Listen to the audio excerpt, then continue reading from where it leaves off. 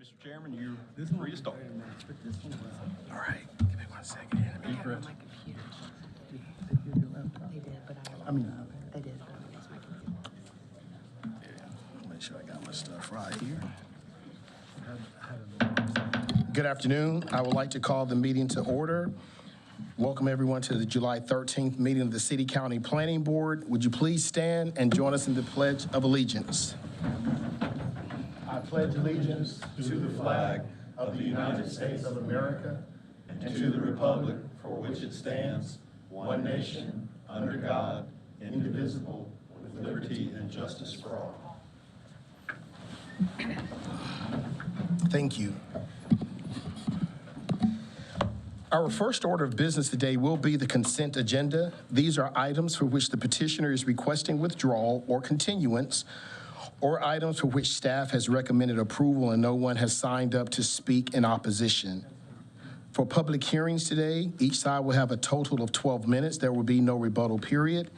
Once the public hearing is closed and the board goes into work session, no one is permitted to speak unless a planning board member asks them a question. For general use district zoning requests, the planning board must consider the full range of uses allowed in the zoning district being requested. The petitioner may not refer to a specific use for the property. For special use district zoning requests, however, the petitioner must identify the intended use or uses of the site and give specific details on how the site will be developed. Items under Section B of the agenda will require final action by the appropriate elected body, that being either the City Council or County Commissioners. As such, votes taken today by the Planning Board concerning these items are recommendations that will be considered by the elected bodies during their review of the requests. Before addressing the board today, if you plan on doing that, we will need your name, address, and zip code for the record. Our first item of business is the approval of the minutes of the June 8th public meeting. Is there a motion? Move approval. Motion by Mr. Lamb, second by Mr. Grubbs. Any discussion? All those in favor, sign of aye. Aye. Aye, opposed, the same sign. That is unanimous, thank you. Now I'm gonna call on Mr. Brian Wilson for our consent agenda. I just want to double check one thing. You mean yeah. Never mind. I'm good. Sorry about that. Thank you, Mr. Chairman, members of the board, and thank you, Lindsay, for being a part of your first planning board meeting. I just wanted to call that out. Thank you for joining us. So the first item on the consent agenda tonight is item C2. That's a preliminary subdivision 2023-065. The applicant has withdrawn that petition. They need to do some additional site work. The next item is item D1. That's PBR 2023-06. The petitioner has requested automatic continuance to the August 10th meeting. They can continuing to work out some on-site issues, and hopefully we'll see it on the 10th date. Next item is item B1. That's case W3583. Church of God trustees requesting rezoning from RS9 to IP for a 4.0 acre site located on the north side of Kernersville Road, east of Wintergreen Road, and west of Martindale Road.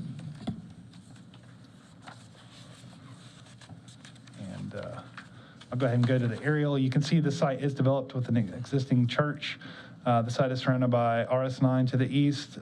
There's the Hall Woodward Elementary School to the west there. And then North Praise Assembly Church across Kernersville Road to the south. That's already zoned IP. And this is the area plan land use recommendation map. Does recognize the existing institutional use there. And you can see it's located just east of the Southeast Plaza Activity Center. The request is consistent with both the recommendations of Legacy 2030 and the area plan land use recommendation. Therefore, staff recommends approval of this request. I'd be more than happy to answer any questions you might have. Are there any questions for staff? All right, no one has signed up. Is anyone here opposed to this recommendation? Seeing no one, I declare the public hearing closed. What is the motion of the board? Mr. Chairman, I move the planning board find that the request is consistent with the comprehensive plan. Second. Motion by Mr. Lamb, second by Mr. Grubbs. Any discussion?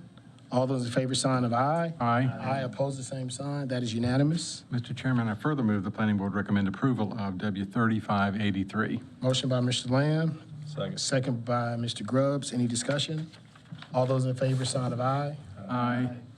Opposes? That is unanimous. Mr. Chairman, the next item, item B2, is now going to be a public hearing item, so we'll keep moving forward.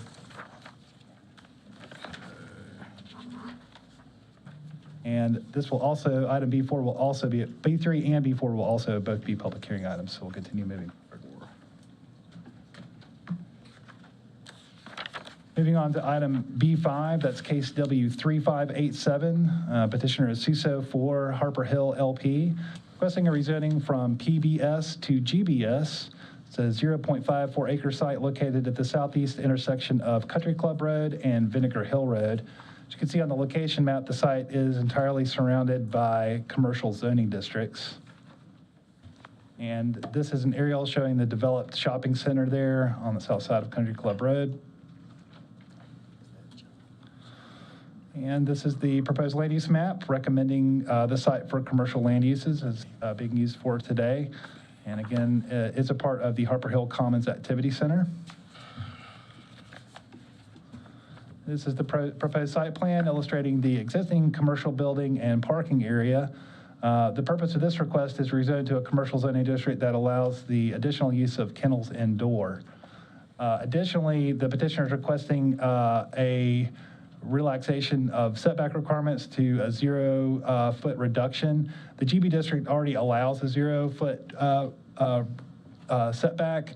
However, there's a use-specific condition for kennel indoor that requires a street side yard setback of 20 feet. So again, they're asking for those side yard setbacks so they can utilize the site as it exists today. The site plan meets UDO requirements, and the request is consistent with both the area plan and comprehensive planning goals. Therefore, staff recommends approval of this request. Mr. Chairman, if I could just clarify, not clarify, provide a little bit of additional information related to the setback provision. That's a use condition, and the use condition allows for that setback to be waived either through an elected body special use permit or through special use district zoning. So they're not requesting a waiver. It's a setback provision that can be granted by city council through a formal action. And since this will go on to city council, that's what the request is. And the property is completely surrounded by commercial. It is. Yeah. Any additional questions for staff? All right, no one has signed up. Is anyone here opposed to this recommendation?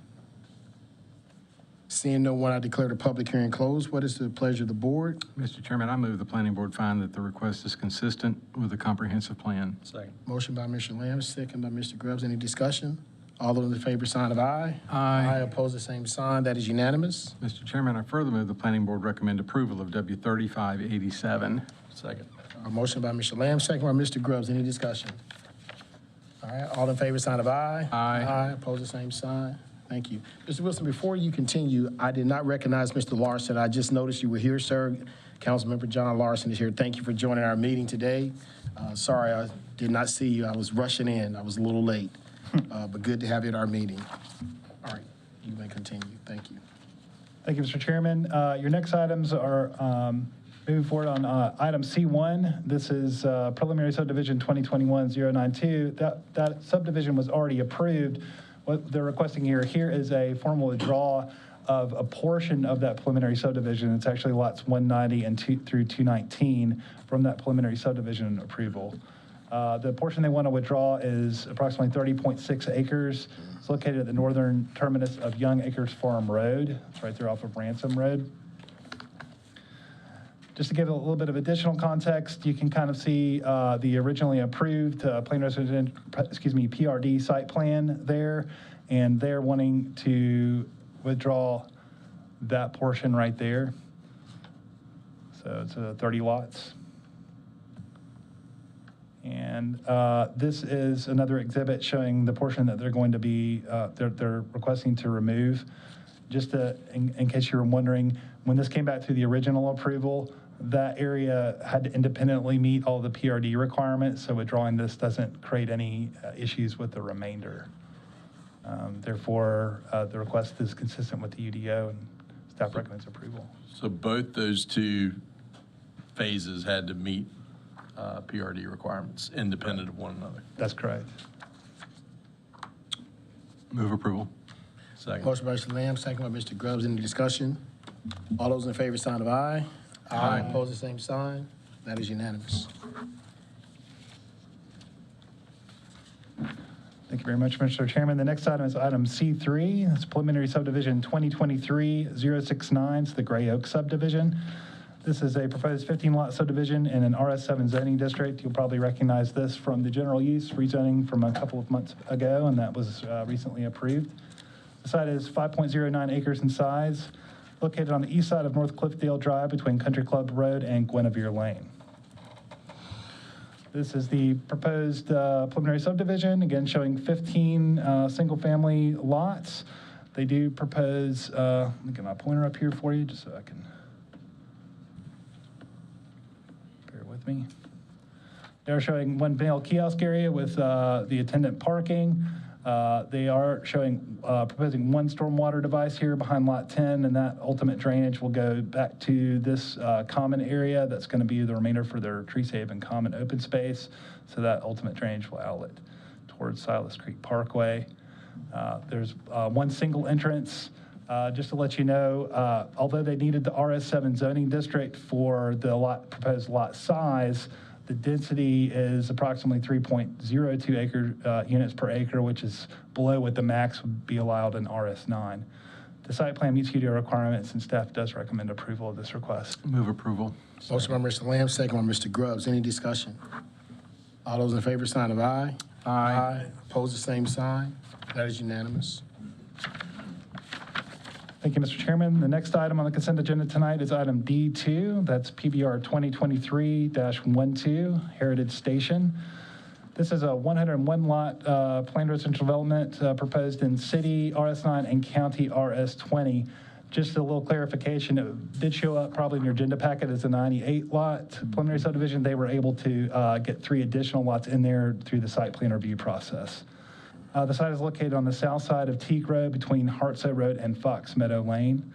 And again, you can kind of see that ward line there. That's the city limits. So all of this is currently RS9 and the remainder being RS20. This is the proposed site plan showing, again, a total of 101 lots served by multiple internal public streets. Primary access to the site will be off of Teague Road with an additional access point from Hartsoe Road that is also public street.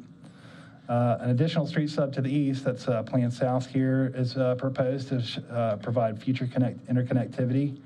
The petitioner is providing a future greenway easement on both sides of South Fork Muddy Creek as well. The density is approximately 1.95 dwelling units per acre, which is less than the maximum allowed for just RS20 zoning. They can actually get an overall density that matches that with between RS9 and RS20, but again, it's lower than RS20 for the entirety. The site plan does meet UDO requirements, and staff does recommend approval of this request. Do you have any questions? Move approval. I'm sorry. Excuse me. Oh, I thought somebody had a question. I was seconding your I move motion. approval. all right, we have a motion by Mr. Lamb, second by Mr. Grubbs. Any discussion? No discussion. I just want to say I like the square idea. Nice to not see another neighborhood of just cul-de-sacs. So some activity space is nice. That's it. Thank you. Previous motion and second on the floor. All those in favor, sign of aye. Aye. Those opposed? That is unanimous. Mr. Chairman, we'll now go back to item B2 on the agenda, which is case number 3584, and we'll have a staff report by Mark Allred.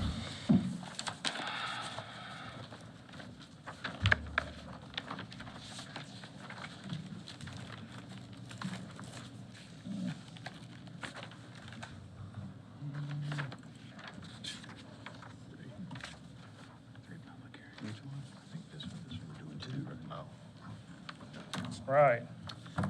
Yeah, this is case W3584. The petitioner is Grand Silo Investments LLC, which is 8.83 acres on the east side of Grand Silo Way. The request is a special use rezoning from RM12 special use to RM18 special use. So this is located on the south side of Winston-Salem in GMA3 suburban neighborhoods. The property, as you can see on the location map, to the northwest, you got single-family residential. To the northeast and east, you've got a commercial, and to the south and the west is residential multifamily. From the aerial, you can see the property on the western portion here is an open area, and then it becomes wooded as you go east. There is a sewer easement you kind of see cutting through and a stream to the eastern portion of the property. The area plan has this as intermediate density residential, 8.1 to 18 dwelling units per acre, which the applicant is proposing is in that range. Oops. And this is looking at the subject property from the proposed main access point. This is the condominiums to the southwest. This was part of the original rezoning that was approved. The last site plan amendment was from 2008. This is the proposed emergency access will be to the south of this dumpster. It's actually over here. There will be, again, a proposed emergency access. Over here, the development is proposing to have internal sidewalks that connect to the sidewalk connection here, kind of where you see the pointers at. And the street name is Heritage Point Drive. This is the main entrance into the development. This is Grand Silo Way. And this is development across the street. This is the Morgan Ridge Apartments. This is the multifamily that you see there.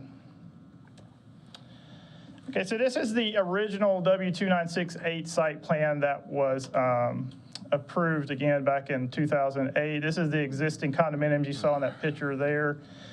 So what was approved was six multifamily buildings with a total of 181 units. This unit here was 33 units. So what was left over is 148 units were remaining, which is a density of 15.44 acres for that parcel, but for the overall development, it was less than the 12 units for the RM12.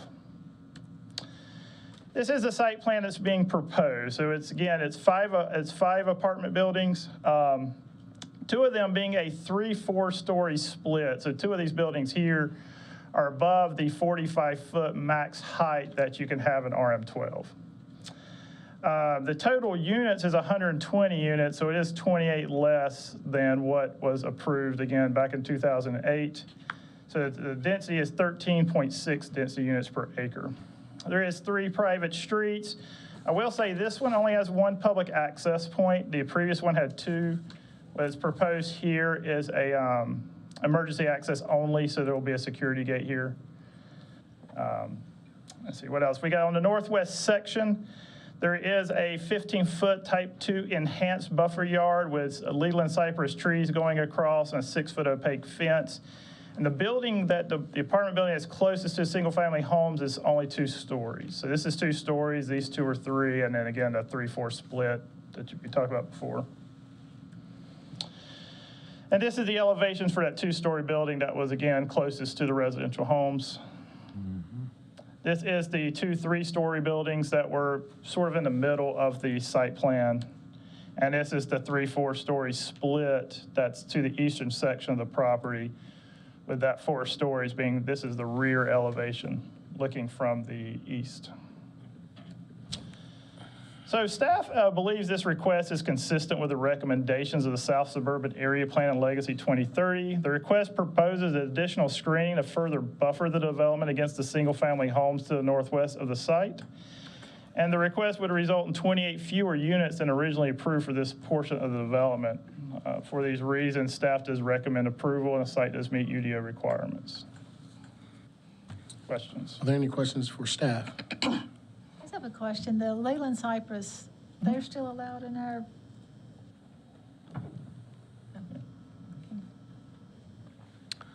Yes, sir. Topo, what is there? I'm not quite sure I'm reading it. Is it 30-foot drop between the 3-4 splits and the edge of the property, about 30 feet, something like that? Yeah, there's a creek.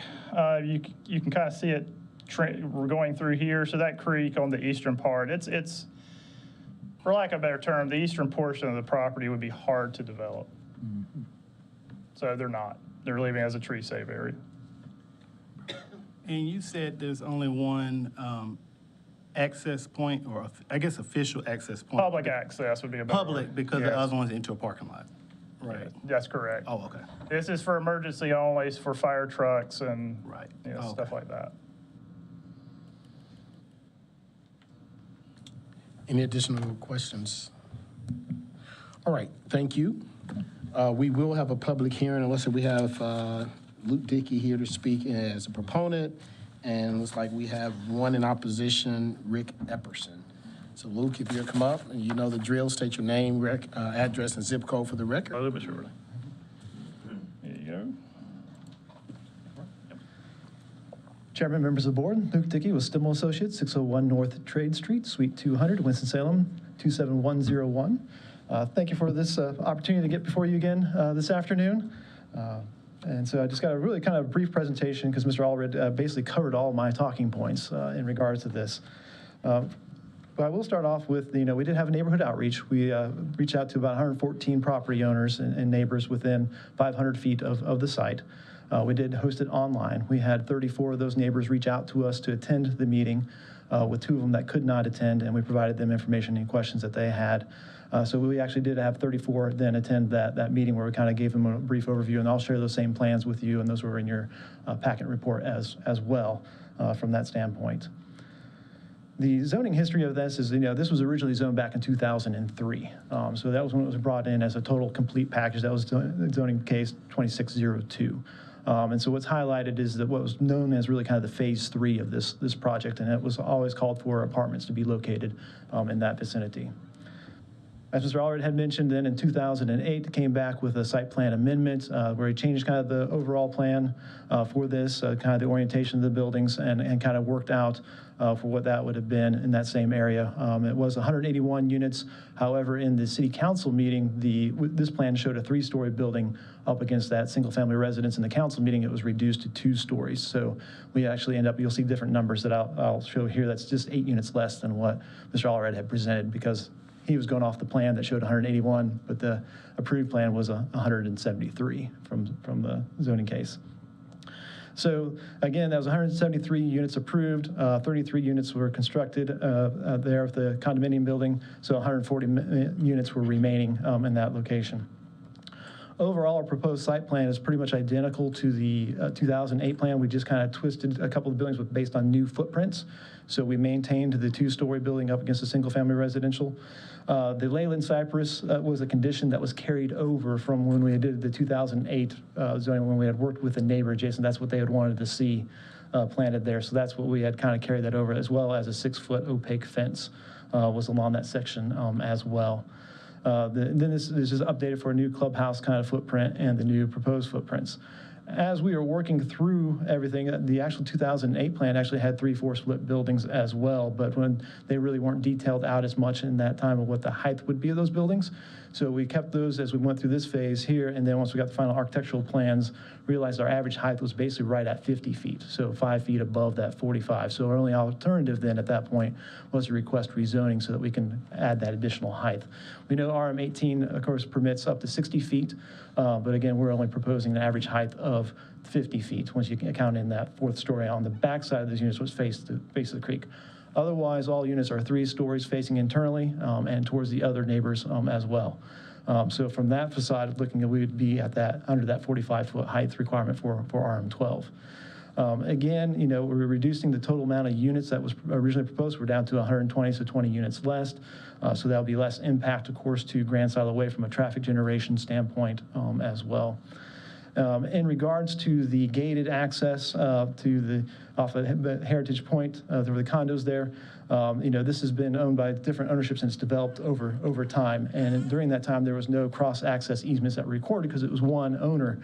And then when they sold off the piece of property, there was nothing that transferred over for those. So we've worked to say that we were not going to permit our traffic to come through their parking lot to access Grand Silo Way. So that's why we've got a gated emergency access.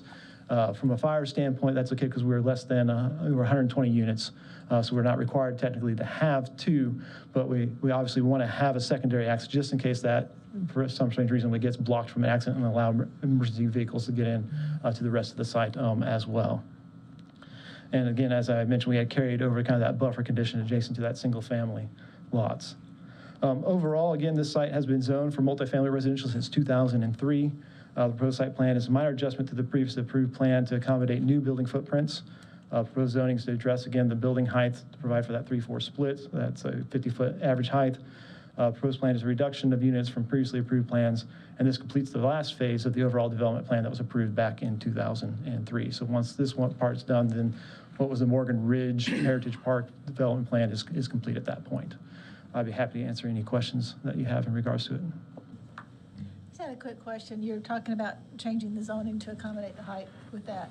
On the plans you've got, maybe I wasn't reading them correctly, the basement is not, when you're looking at the heights, you start from 0 at the top of the basement, but it actually, if you include that basement height, you're still within the allowed. So if we include the basement height, then we'd be above that, the 45. So the architectural plans, they mark the way they do there is they have that level 0, and they don't, typically from an architecture standpoint, they don't count a basement level as building height, but of course from the code standpoint, they count it from, we're measuring from the average grade to the peak of the roof. And so when we start adding that all the way around the building on the facades to meet that, then that houses, we end up exceeding that 45 feet then. So it's considered in the average height? Yes, Just yeah. make sure that's clear. That's correct. Thank you. In the community meeting, what kind of concerns were voiced, if any? A lot of the concerns that were voiced was, that with Grand Silo Way being private, and so you have homeowners associations. So there's 3 homeowners associations kind of with Heritage Park. There's HP3 and then Salisbury Square. And so, obviously when you have a private road, who's going to help maintain cost? The impact's going to be that from additional traffic, from that standpoint. And there's agreements that are being worked out or have been worked out in regards to cost sharing and what happened when this development comes in, what they would pay to cover that, as well as the utility extensions and everything from there. Back in 2021, I do believe we have recorded access easements for that, that's outlined for that site. Thank you. Any additional questions? All right, how much time is left? 7 minutes, 15. 7 minutes and 15 seconds left. If Thank you. anyone else would like to speak in support. All right, then I'll turn to the opposition.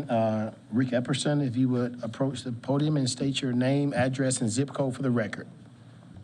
Yes, my name's Rick Epperson. I live at 1380 Heritage Point Drive in Winston-Salem. It's 27127. I'm not really here to speak in opposition of the development per se. I'm actually in the real estate business here in Winston-Salem and have been for over 30 years. So I understand the dynamics of what's going on to some extent. The site plan that was shown to us on their meeting, that when the developer had the site plan redone by Doug Stimmel's office, is different than what we originally agreed to when we started doing some of our agreements. And so we're not exactly happy with this site plan. And one of the things particularly is moving that connection over close to the building and moving our dumpster, the emergency access and the dumpster next to our building. We had agreed to have emergency access straight on through that parking lot, coming off of that parking lot straight down, going into their project, and then moving our dumpster over approximately 8 or 10 feet and putting that on a pad. And so that was the first time we saw that plan like that. So that's really a concern to us. Another thing is we have a really nice tight-knit community out there, 3 different products, cluster homes, condos, and some single-family housing. We're concerned about all the additional traffic. We have private roads coming into that project. Each association has a portion of the different roads for this to be worked out. The agreements, there are some agreements that were in place, but there is some question about some of those agreements at this point in time. We do have legal counsel at this point in time working on those agreements. But we're really concerned about the additional traffic. We're concerned about a non-designated dog walk area. We already have a lot of dogs in the community, And we have dog stations and a dog area in our little community, which is 33 units. We really don't want to be policing or trying to take care of other people's animals. We feel like they should have that in their complex, self-contained. Something else that wasn't mentioned was that we were supposed to have a buffer around, like L-shaped buffer around our mailboxes there, going back across the back. They were supposed to be Leland cypress is what we talked about. None of that's been mentioned. And, you know, again, I'm not totally against this development, but I know once things are in, they're done. And we just want to make sure that we have a little more say in what, you know, really finally happens down the road, because it's going to be everlasting for us that live there. Thank you. Any questions for Mr. Epperson? Mr. Epperson, can you tell me again what the concern about the dog area in this Sure. revised So site plan? if, I don't really have a pointer to really show you, but, or whatever, but, Sorry about or if somebody wants the point, I can kind of show you. that. Yeah. There you go. Can you see that screen where Yeah. this is what they can see right there? Yeah, okay. So currently, I believe this is our community right here. And so what happens is, in our community, people have dogs, have animals. A lot of people walk down this strip, and they walk around this sidewalk, come through the other side of the neighborhood, and we have dog stations over here, dog stations over here. We have a dog station here, here, and here, okay? So the concern is that we're gonna have all these, not only are we gonna have the traffic, that's another big concern, all this traffic coming in and out of here that we haven't had, but now we're gonna have all these animals, right? And I have a dog, I love dogs, I love animals, but we feel like, you know, we don't want to be, all of this is private property. This is private property, this is private property. We don't want to be policing people with animals and having issues with animals. We feel like they should have their own little area for their folks that live in that community. Is that what your cursor is on there, the fenced dog park? That cursor, yeah, I can't see that. If they've gotten that in there, that's great. I did not see that. Yeah, I mean, that was kind of the. Yeah, okay, so that's my bad. I'm sorry, I did not see that. I need better glasses. But, So, I mean, would that help alleviate that? I think that would help alleviate the dog situation. Our tree line is supposed to be like coming across, right here across the property line and coming back across down here. We were not happy with this being the only access in here. We really wished they had come down here and had another access coming in. And we really felt like they should have had another access, but that apparently didn't happen, so. Thank you. All right. Any additional questions? You said there were differences in what was presented at the community meeting and this? Yes, one of the main difference is this connection right here, and moving our dumpster over here beside our building. Okay, Yeah, so we really don't want that. You pointed out the differences in your commentary then, didn't you? Yes, sir. Okay, thank you. Yes, sir. Any additional questions for Mr. Epperson? All right, how much time is left? 8:45. Thank you, Mr. Epperson. Thank you. Anything Thank else you you'd for- like us to know? No, that's it. Thank you very much. We have 8 minutes and 45 seconds left for anyone who'd like to speak in opposition. All right, we're seeing no one. I will declare the public hearing closed. Any discussion from the board, or would anyone like to make a motion? One question, please. All right. Is there, I think I heard that there is some, and I may have to hear from the petitioner on this, there is some work being done for some cost sharing on some road maintenance and things like that. Is that correct? Can I hear a little more about that and see where you are, what the status of that is?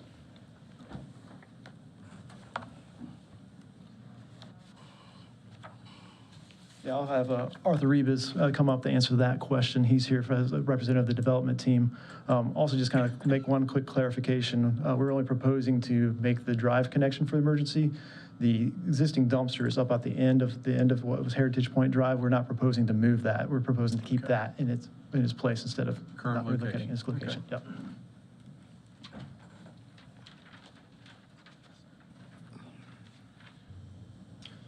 Hello, everyone. My name's Arthur Revish. I'm the owner and developer on the project. Just to clarify on that. Excuse me, Mr. If you can state your address and zip code. Oh, I'm sorry. Which address? I'll use my High Point address. 2522 Suffolk Avenue, High Point, North Carolina, 27265. Thank you. Okay. And regarding the cost sharing, I don't know off the top of my head, but in the easement agreements, we have agreed to share like pro rata pretty much for the maintenance of the road, the utility maintenance, landscaping, so on and so forth. So I believe we're responsible for probably 60% of a lot of the maintenance costs that the communities are going to incur. So I would have to refer to the actual agreements, but I think it's around 60% that we're going to cover. Okay. So the original way all this worked was there were cross-access easements with no maintenance obligations for this property, correct? Correct. When we purchased the property, there was no obligations at all. But there were access easements that afforded access to the property? No, actually, there were not. We actually worked that out with the different HOAs through easement agreements. Okay, but that had already been worked out, and now you're kind of reworking the financial part of paying. Well, so actually, that was part of the easement agreements. We worked all that out in the agreements. That was the trade. You got access in exchange for road maintenance. Correct. Okay. Yeah. Yes, there were also some payments to afford for gating of some of the roads if the communities chose to, so our residents wouldn't go through their private roads on the, I guess, northwest side, around that circle. And those have already been recorded? They are recorded, yes. Okay. Yes. All right, gotcha. Yeah. Thank you. Thank you. I guess as far as what we're doing is concerned, if any of these outside agreements resulted in them needing to change something on the site plan, then it could, if it was minor, it could be staff approved or potentially have to come back. So we'll decide based on how it fits our rules. Would that be correct, Mr. Murphy? Precedent. It would be. All right. Okay. Yes. In just a little bit of context, I mean, it's just like, Mr. Epperson was talking about the dog stations and those kind of things. None of those are shown on any of the approved plans and went through the process. Those are just, bells and whistles and extra accoutrements that get put in at the behest of homeowners associations and those kind of things. So again, those kind of things could be done. But yes, if there are any substantial changes to the site plan that would necessitate it having to go back to the elected body, it would. But again, minor tweaks here and there could be handled at the staff level. All right, anyone like to make a motion? Mr. Chairman, I move the planning board find that the request is consistent with the comprehensive plan. Second. I have a motion by Mr. Lamb, second by Mr. Grubbs. Any discussion? All those in favor, sign of aye. Aye. Opposed, the same sign. That is unanimous. Mr. Chairman, I further move the planning board recommend approval of W 3584. Second. Motion by Mr. Lamb, second by Mr. Grubbs. Any discussion? All in favor, sign of aye. Aye. Opposed, the same sign. That is unanimous. Thank you.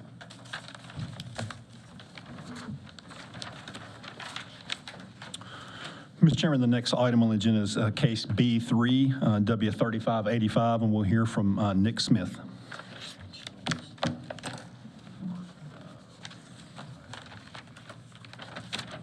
What'd you say, B3? B3. Yeah, that's the one they recommend. Yeah, yeah.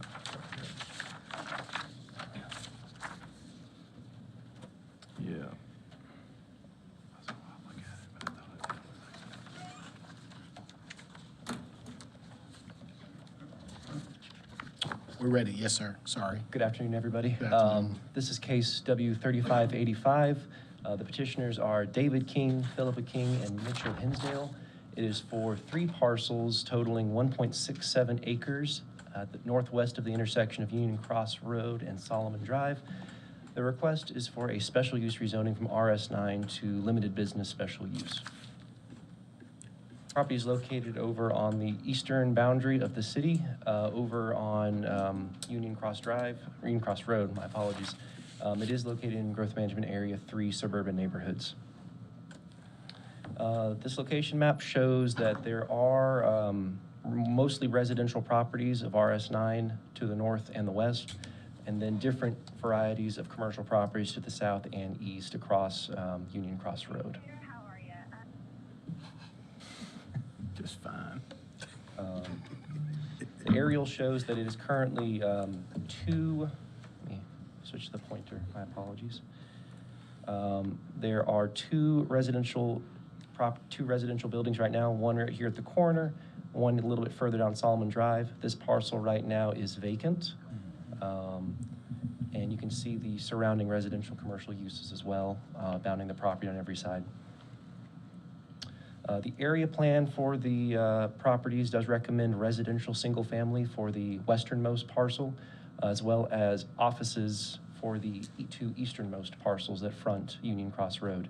There is a special land use condition for the two office proposed parcels on the east side, which I believe was mentioned in the staff report as well. This special land use condition does recommend offices that are residentially scaled or home conversion type offices.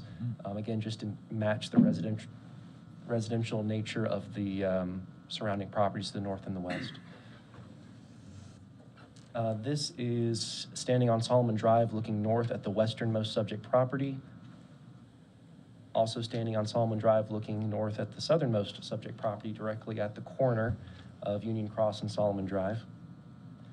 A little bit closer, but out on Union Cross Road. I'm not standing in the middle of Union Cross Road if you could pay me.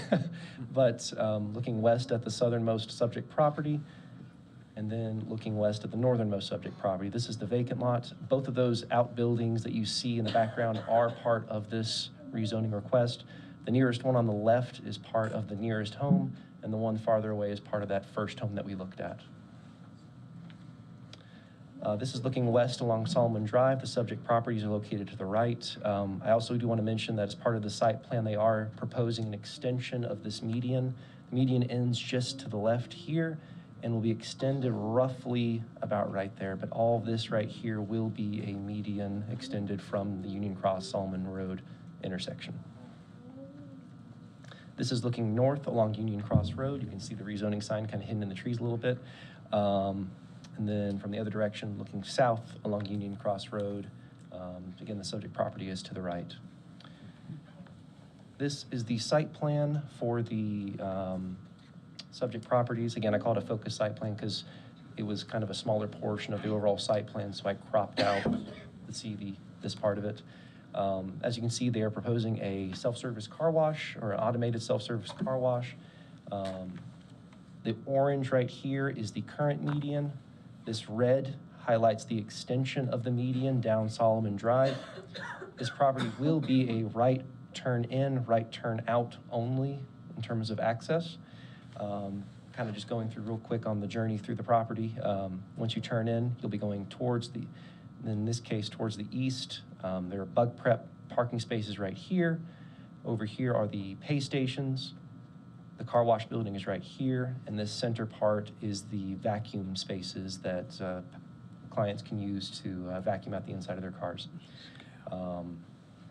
Additionally, they have also submitted a landscaping plan, kind of just showing an enhanced buffer yard along the residentially zoned properties to the north and the west, as well as their street yard components and trees covering the parking spaces in the middle of the site plan. These are the elevations for the proposed car wash, kind of just showing what it's going to look like. Overall, the request is inconsistent with the recommendations of the adopted area plan and Legacy 2030, which recommends residential and office type land uses. The request could additionally promote further commercial zoning requests along Solomon Drive, on the north side of Solomon Drive. That's currently all residential type properties. All traffic exiting the site, which with the traffic numbers provided by DOT would roughly equal, I believe, make sure I get it right, 396 trips per day. All of them will be directed towards residential neighborhoods down Solomon Drive and away from Union Cross Road. Additionally, the request will allow encroachment of commercial land uses into a residential neighborhood. Therefore, staff does recommend recommendation of denial of the project, and the site plan does meet UDO requirements. So, happy to answer any questions that you all have. Good question. What's the distance for stacking purposes from the intersection of Union Cross to the entrance of this proposed development? Is it 170, 80 feet? 200 feet? I'm not sure. Did NCDOT mention? Bear with me, I'll check, but I think you're close, Mr. Lamb. It's curvilinear data as far as if you look at on here, but you've got a chord of 32.76 and a chord of 113.8, and you kind of add all those things together. I mean, it's probably, again, it's on a curve, but it's probably 150 feet from the stoplight to the turn entrance. in. Yeah, all right, thank you. Could you show us a zoomed out, like, doesn't have to be this, but just a map of the area? Go back to one of the earlier. Would you like the aerial map? That's, yeah, any of those is great. Where are they going to turn around? It's 150 feet right there. That's all apartments right there. Okay. All right, thank you. Yes, sir. And does Solomon Drive connect the Pecan Lane back there? Is that? Yes, the median doesn't go far enough to block the left turn into Pecan Lane. So that left turn is an option. Can you go to the area plan map? I'm sorry. Yes, sir. Yeah, to answer your question, Solomon goes back and it does loop back around on that backside between the orange and the brown being the multifamily, the orange being, I think, intermediate density residential. But that road does loop back around, but it's probably, I don't know, half to 3/4 of a mile in length, the circle. This is southeast area plan. You did southeast suburban area plan. Okay, thank you, 2015.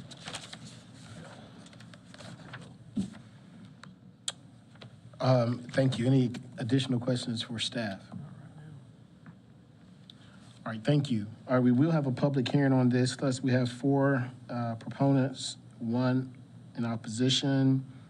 Again, each side will have a total of 12 minutes, and it looks like first is Dave King. Now, Dave King and Mr. Kraus, I believe, Sam Schultz, and Mark Hensdale. Whoever wants to come and just state your name, address, and zip code for the record, please. Nick, they need that. I didn't know. Okay, sorry, I didn't know. Sorry. My apologies.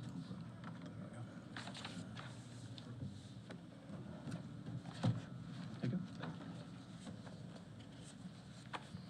My name is Mitch Hensdale. I live at 1490 Union Cross Road, Kernersville, 27284. Thank you. And I live on the corner property that we're discussing now. One of the things that I noticed that when you were talking about the property that surrounds me, the commercial property, is that you left out the one that's also behind my property, which is Piedmont Natural Gas, Duke Energy pumping station. So I have commercial properties completely surrounding me except for my next door neighbor.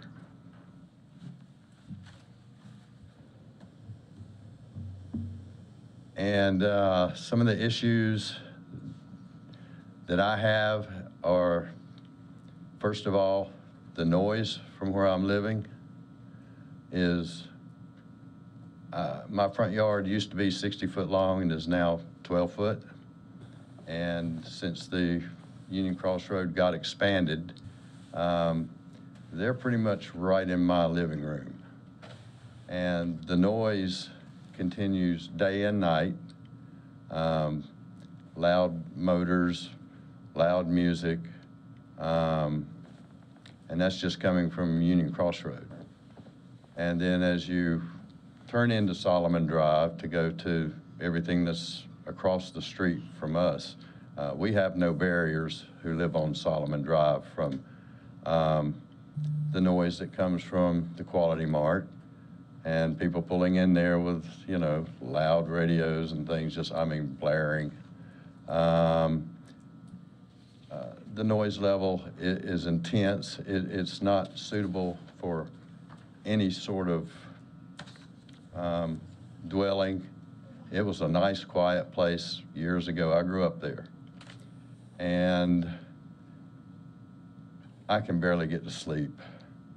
Between the ambulances, fire trucks, loud cars, continuously, day and night, I lose a lot of sleep. I work late nights, and so when I get in, I like to relax on my deck sometimes, and it's impossible. There are times I can't even speak on my telephone inside the house with the doors and windows closed. My house rattles. The foundation has been cracked in 3 different places mainly because of the construction that came from widening Union Cross Road.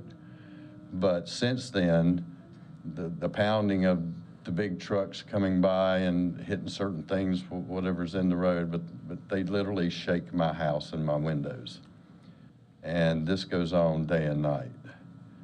And that's just the noise level. I'm also an audio engineer, so I have actually measured these things. The other problem that we have is the walkthroughs from the communities that live behind us. Now, we love our neighbors, and so we're not big fence people or anything like that. We've always, you know, everyone on Solomon Drive, a lot of us grew up together, and a lot of those people are still there, and we've all managed to grow pine trees to separate us from the communities behind us and have a nice barrier for them, for us, and we would still like to see that happen. I'm at a point where I'm unable to keep up that type of provisions for everybody. We are lined with the Leland cypress trees. My neighbor, myself included, I have a double row between us and Piedmont Natural Gas. There's a slight gap in there, and the problem with that is that the people in the, I'd say the Biloxi area, or the people behind us, I don't see the map, but anyway, behind those Leland cypress trees, we get a lot of walkthroughs going to enjoy everything that's across the street, from Quality Mart to the hamburger places to the Taco Bell to the endless things that are starting to pop up all around us now. From walking their dogs in my yard, and the trash that's being left behind is, you know, kids and people are coming back and forth. And this traffic doesn't just stop during the daytime. Like I said, I sit out on my deck at night. I like to look at the stars and relax. I found people coming through my property up to 4 o'clock in the morning. And that's a little unnerving. My girlfriend and I like to lay out on the deck when we can find the time and get some sunshine. And we have people walking right up between the garage building that you saw in my house. That's unnerving, and especially late night.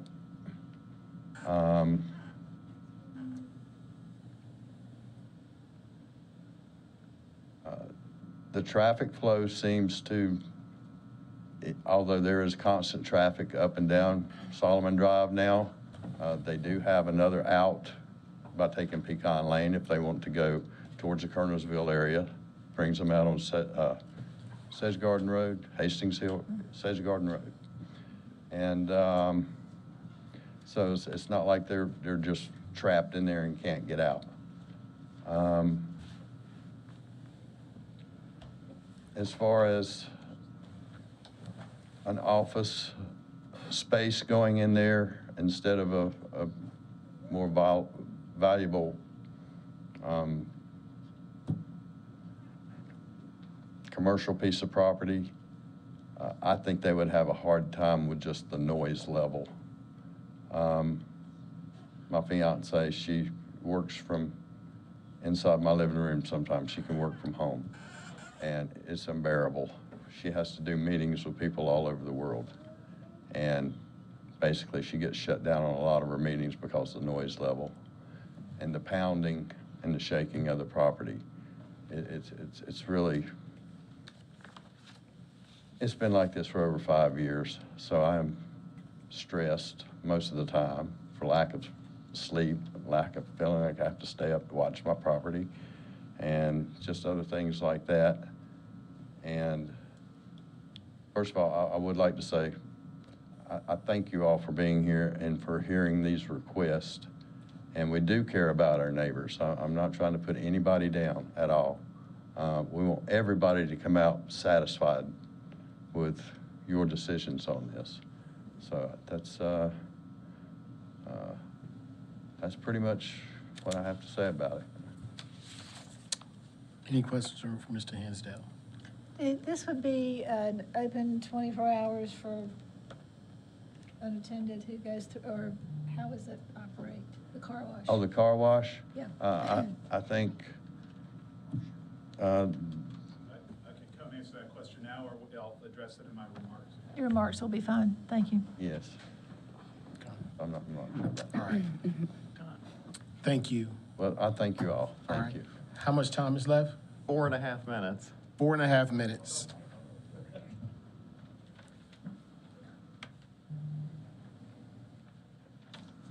Hi, everybody. My name is David King, 1095 Solomon Drive, Kernersville, North Carolina, in the city of Winston, of course, and 27284. And I live with my wife, Philippa, right next door to Mitch. And we have lived in that house since 1986. When we moved in, Mitch's parents lived there. It has been a very nice place to live. When we started out there, that we had tobacco fields in front, tobacco fields in back, wooded lands on the other side of Union Cross Road, and Union Cross Road was just 2 lanes, quiet, dark at night, you know, so that's where we're coming from. But in the last 5 years, everything has just changed so much. And I want to say I had prepared remarks, and I'm not even using them because first I got to be quick, and second, I want to support Mitch's statement. I've known him for a long time, and although we don't have a lot of contact really, we are in this together. And I want to say that he did not exaggerate. I think that his living, you know, in that house is an unhealthy thing. None of us would want to live in that house, which is just like perched on that intersection, Union Cross Road and Solomon Drive. And like he said, he used to have a front lawn and a side lawn. He doesn't anymore. I mean, his living room is right there. So he covered all the bases. We care about our neighbors. We appreciate the work of the planning staff and the planning board. This is not our first time here because we opposed the Quality Mart shopping center and so on back in the day. And I want to emphasize this project will need to have good buffer and good landscape screening for the neighbors behind us particularly. And I'll stand up for them and insist as much as I can that we take care of them in that way. That's my comment. Thank you very much. Thank you. 2 minutes and 20 seconds. 2 minutes and 20 seconds.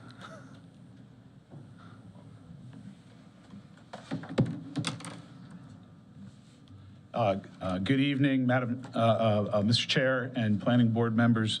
My name is Morris Prowse. I'm an attorney. I practice at the law firm Allman Sprague, Davis, Leggett, and Crumpler here in Winston-Salem. And I represent Hutton Real Estate Holdings, which through affiliates has this property under contract and would be the party that operates and owns what we call the Mod Wash, which is a state-of-the-art car wash. Before I undertook this representation, I really didn't understand what that meant. I'm not much of a car wash guy. A thunderstorm usually will suffice to clean my car. But this, it's important, I think, to talk briefly about how this is a state-of-the-art facility, and particularly how it's different, not to knock Quality Mart, but they have a very different car wash over there. Theirs is 24/7 and it's unattended. The Mod Wash is an attended, the hours are from 8 a.m. to 8 p.m.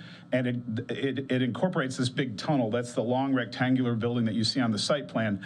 That building is about 30 feet wide and 100 feet long. And in addition to the vegetative buffer, which we've enhanced on the site plan to help show the extent of the plantings and also the open space, the building itself will be a buffer that will help keep noise and allow this facility to actually work some as a transitional buffer from the very different car wash and Quality Mart that's directly across the street.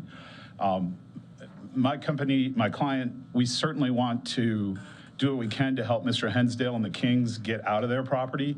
This deal would allow them to do it. We are prepared to purchase this property and develop and open our car wash there. There were a couple of other quick facts about the Mod Wash. I'm not going to take the time now, but it's environmentally friendly. It recycles the water. The building has acoustical technology integrated into it. So this is not your grandparents or parents' car wash. This is a new state-of-the-art car wash, and we believe, actually, I know it's an auto use. I know that staff has said it's a high-intensity use, but we believe it's actually a good transitional use, and that the properties that back up to it will be protected by the buffers and the design that you see there on the site plan. If someone will tell me when I'm out of time, I don't want to. You've got 20 seconds. Oh, gee. I'll talk real briefly about neighbor outreach, because I know that's important. We sent letters to everyone within 500 feet just about 2 weeks ago. It's same as the city, sent using the same mailing list, and I've heard from the owners of one parcel that thought there were already enough car washes in the area, and then I heard from one woman who preferred to remain anonymous that just said she was concerned. Other than that, we have had no one else. I understand someone's here to speak in opposition, so we'll see what they say. But my client is interested in becoming part of this community. I hope you will consider deviating from the plan in this case, given the hardships for the current owners and the state-of-the-art nature of my client's proposed use. Thank you very much. Any questions? Thank you, Mr. Crouch. All right, we will now turn to the opposition. We have Charles Spa. Mr. Spa, if you would again state your name, address, and zip code for the record. Yes, sir. Charles Spa, 910 Biloxi Avenue, Kernersville, North Carolina, 27284. And I'm one of those properties that actually would be on the corner, the back right corner of this work. And I want to start off by saying my neighbors, the Kings, in my backyard, have always been great and friendly. And I don't want to say anything bad about them, because I have nothing bad to say. And what Mr. King's explanation of the noise is accurate. I feel it on my property, and he is 10 billion times closer to it than I am. So I know he's not exaggerating the amount of noise and the time. It goes into, there's probably noise 24/7, but I hear it until like 11 p.m. at night, almost every single night, even weekdays, between the highway and the Union Cross Road. My concern is that this starts eroding into the neighborhood, just like what we saw happen across the street that's affecting the Kings so much. I'm worried that this is going to start eroding into our neighborhood and affect us more and more. And I've already had to put up certain things to lower some of the sound that's coming across. And I live not just on the backside, but down a hill on the backside, and yet that noise is still fairly loud in my yard. Don't have a whole lot to say. I could talk about all the other car washes, and we don't need a modern car wash nearby, but the truth of the matter is I'm mainly just concerned about erosion of the neighborhood and additional noise to us, though I wish there was something that could be done for the Kings. Thank you. Thank you. 10.5 minutes. We have 10.5 minutes. Would anyone else like to speak in opposition? All right. If you approach the podium, state your name, address, and zip code for the record.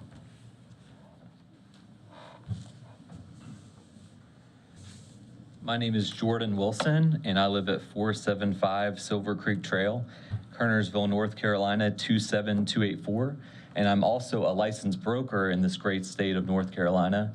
And I live directly across where this car wash is being proposed. And I'm frankly so upset about it because the sheer amount of cars that are planning on going around right by my property is going to be a massive amount of noise. And what that's going to do is bring actually our home prices down, all in the subdivision right behind where this is going to be proposed. I think visually it's not going to look good. From a noise position, terrible.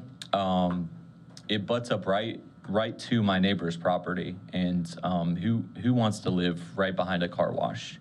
You can talk all day long about putting some bushes there or a wall, but that's not going to protect from the noise, and we are definitely going to hear and feel every bit of the car wash.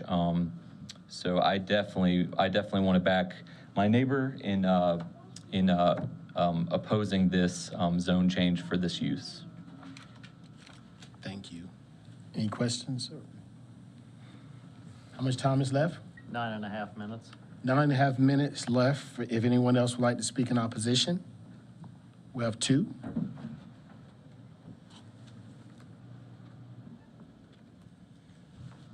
Hello, my name is Brittany Wilson. I'm his wife. I also live at 475 Silver Creek Trail, Kernersville, North Carolina, 27284, which is, it should really be a Union Cross Road address because we live in the Beeson Park neighborhood.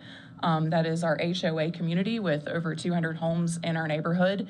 And I don't know if we can pull back up actually one of the maps that shows Union Cross Road and that area behind it.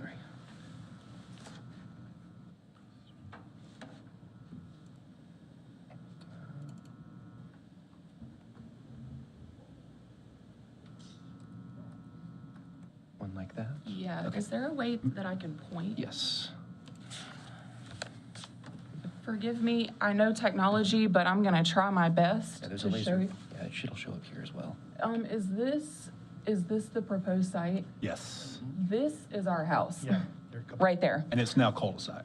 And it's in a cul-de-sac. It was already closed off. It used to actually be open to Union Cross Road directly. Right before we moved in, they closed it off is what I'm hearing. I totally am for development. I want to say that first. What I'm not for is development of a community that's supposed to remain like residential, especially whenever I know for a fact that there are several offices in the Winston-Salem area that were converted to offices from homes, and they are on main roads with loud noises. So I don't understand that as being an excuse for not using that as an office space. I mean, specifically, there's a State Farm office similar to these houses that are being proposed to be sold off to commercial that are off of Stratford Road. I mean, that's right there at Haynesville Boulevard, and that's really loud. So I do think that there should be the opportunity for these homes to be converted into office space before we just willy-nilly put up a car wash, which I do not believe will not have noise. I don't care how many sound buffers there are. I don't care what kind of acoustics are being proposed that are in this building. 300 and some cars entering and exiting that area per day. That, I mean, come on, who wants to live right there, right, with a car wash? I don't. I didn't want to live there with a Quality Mart or with a Taco Bell or a Culver's or a Cracker Barrel, but we got those and we're fine. The noise is not fine, but we're fine with what we have because we have a car wash 0.6 miles away, a car wash 0.7 miles away, a car wash 1.1 miles away, and actually one that's similar to this proposed car wash 2.7 miles away called Tidal Wave. There's also a proposed building coming up that is going to be on Lot 1 of Smith's Crossing, a Smithfield Barbecue. That's going to be a 4,000 square foot restaurant. And then a proposed Mexican restaurant as well on Lot 5 of Smith's Crossing, which is directly across the street where this car wash is proposed. So we already have enough traffic as it is. I'm going to continue the sentiment about the noise. I'm not here to say that I don't feel bad for these people because we experience the same problem in our house. But adding a car wash is not the answer. It's just not. So I don't want our tax value to go home. I don't, to go down. I don't want our properties to be minimized by this commercial proposition. And that's all I have to say. Thank you, Ms. Wilson. 5 minutes and 40 seconds. 5 minutes and 40 seconds. If anyone else would like to speak in opposition, sir, I think I saw you approaching.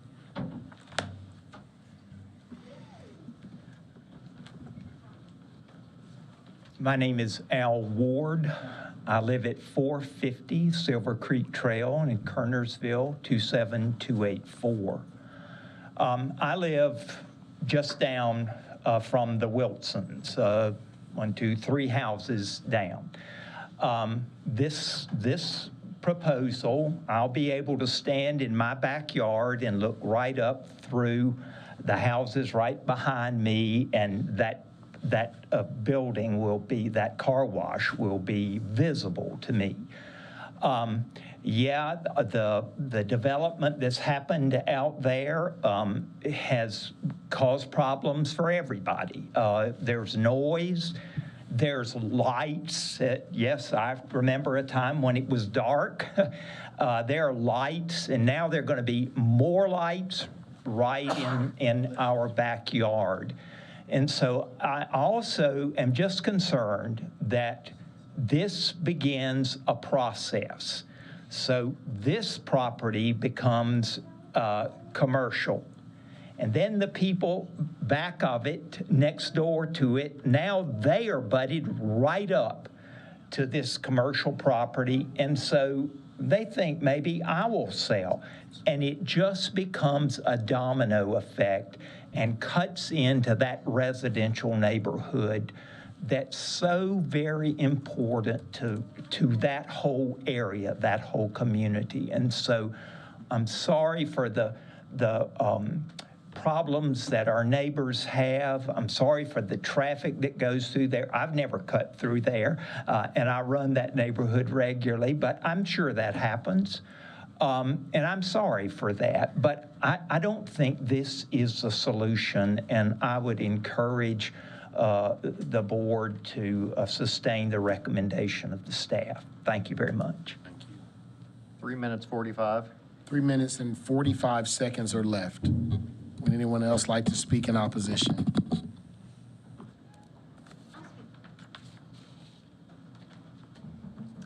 Addie Keenan. I live at 930 Biloxi Avenue.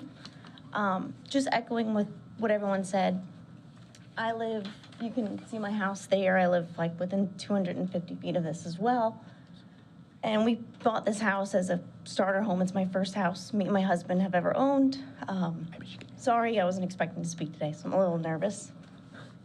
We put a lot of effort into our house, built a pool, a beautiful backyard, and now I get to listen to blowers and bells and whistles kind of going crazy if this gets built. Our neighbors came with us today, so in support, and the boys run around and we enjoy the backyard, and to see it built would just kind of crush us a little bit. Our cul-de-sac is very tight-knit, and a lot of people aren't here because we're working folk.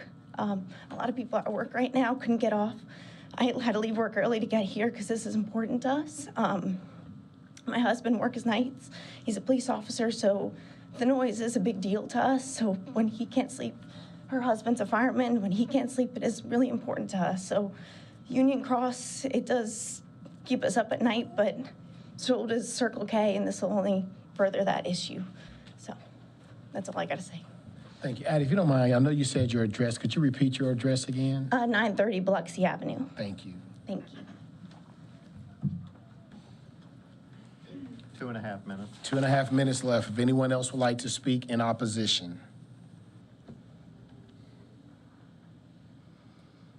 Okay, seeing no one, I will declare the public hearing closed at this point. Any discussion from members of the board? I think the petitioners to be commended for the effort and the thought they put into a site plan that I think they understand has some pretty serious challenges in terms of its relation to the surrounding properties. it's kind of already been echoed. I think that those property owners, certainly I can empathize with that noise and that disruption that they're dealing with, and you know, maybe that property wasn't left with enough of a yard. Maybe it should have been taken as part of the right of way for the road. You know, that was a battle that's already been fought and dealt with. The folks around it, though, have known for some time about the development that's coming. And as I think we heard a lot of the opponents say, they've found ways to deal with it, and they've kind of accepted that, hey, this is the plan and this is what's coming. This, though, is so radically different and was not part of what had been proposed to be coming. And the traffic impact, I'm just incredibly concerned with the amount of traffic that's going to put on Solomon, going through a very, very sort of small, tight residential area with not super wide streets, lots of driveways, lots of houses close to that's just a tremendous amount of traffic. And while we can't make decisions just based on traffic, to me, it's just, really the staff, I think analysis is spot on. It's just not the right development for this particular lot. And if we're gonna hang our hat on the area plan says, you can do this, and even though there's opposition, we're gonna let you do it, I think we also have to be willing to use that same logic when the area plan says this is not something appropriate for it. Thank you, Mr. Grubbs. Any other comments? It's a tough situation that we keep seeing pretty much every month, these types of projects and the location along busy roads. You have these residential homes that are right against the busy road. They're narrow lots, or have become narrow lots with the development. And we consistently are faced with, is this appropriate? Is this appropriate being a commercial area? True. But then again, the location being sandwiched in between residential, and also the use really makes it even tougher. You know, if we were approving some other use that could be considered more of a amenity or convenience to the neighborhood that you might walk to along a sidewalk, that's a different situation, but this is a auto-dependent use intended here right next to houses. So I just have to echo what Mr. Grubb said. Anyone else like to make a comment? All right, would anyone? Real quick, I'm sorry. Yes. What's the car count on a little accounting office on that site? Is that a 10, 11, 12, you know, as an alternative use, or a little accounting office, or a little something, whatever else? Is that gonna be, I know I'm asking, it's a hypothetical, but in general, is that 15, 20 car per day car count? I mean, again, I think it probably depends on the type of office that it would be, but generally speaking, an office conversion and or a tear down and a rebuild of a residential scale office, looking at probably anywhere from 1,800 to 4,000 square feet, I think you probably would be looking at peak generation, peak hour traffic, 10 to 15, and no more than probably a couple hundred in a day versus, you know, again, it really just depends. But the car wash, restaurant, any of those more intense uses are going to have several hundred to 1,000. Yeah. Says that, and a question along those lines, if they have limited hours of operation, would that affect, is the count based on 24 hours a day? I don't know enough if that's even possible to answer. You know, again, I think that in order to answer that question, I'd have to delve further into the ITE trip generation book and those kind of things. I mean, I think generally speaking, it's going to be, you know, basically those are, you know, a statistical analysis of car washes throughout the country. I'm assuming it was compared to the type of car wash that is manned versus, you know, like the kind of the self-serve that you drive through, which obviously is 24 hour a day. I'm assuming that this trip generation was looked at based on it being a manual or semi-manned car wash. My concern is the depth of the lots. I'm afraid that we're creating the group that put together the area plan may have created something that's just undevelopable. Yeah. Well, and again, keeping in mind, the area plan came about probably after, the last version of the area plan came about after the rezoning had been approved across the street. So all, that was taken into account when the area plan was contemplated. You're not necessarily wrong about, perhaps the viability of, the depth of those lots as a result of the Union Cross widening project. That's, again, in addition to that, kind of the erosion of the office market over the last, 5 to 7 years, especially after COVID. I think we're seeing a little bit of shift back to maybe going back to the office since then. But, again, we have a large amount of office surplus recommendations in our plans as it is now. To kind of combat that, one of the things we've talked about is, again, perhaps some other, institutional lower intensity uses, some residential infill kind of things. Our biggest concern in this particular case is the fact that, again, you are on the corner of these two streets. You have the kind of the commercial component that is asking to come in the door. Through that, again, in addition to being against the area plan, you are forcing traffic back to the west. Again, are there other ways that they can get out without having to do a U-turn? Yes, but of course that's additionally impactful on those remaining residential houses along Solomon. If this were to come in the door and get approved, it's going to open the floodgates for the next domino to fall along Solomon. So, at that point, if this were to be approved, I believe we would need to concede that none of the recommendations on that north side of Solomon would be valid, and therefore we would, if we approve this one, we would probably have to approve the next one, and approve the next one, and approve the next one. That's kind of our concern on the domino effect of this proposal and what it would do if approved. Thank you. Well, I was looking at that too. There's no real other pressure on that neighborhood except these very specific places. So it's not like it's been compartmentalized. We look at other situations where there's remnants left, but this is a large intact residential. And that residential extends to the north and west, all the way down Sedge Garden Road. I mean, so yeah. Yeah, if anyone's ready to make a motion.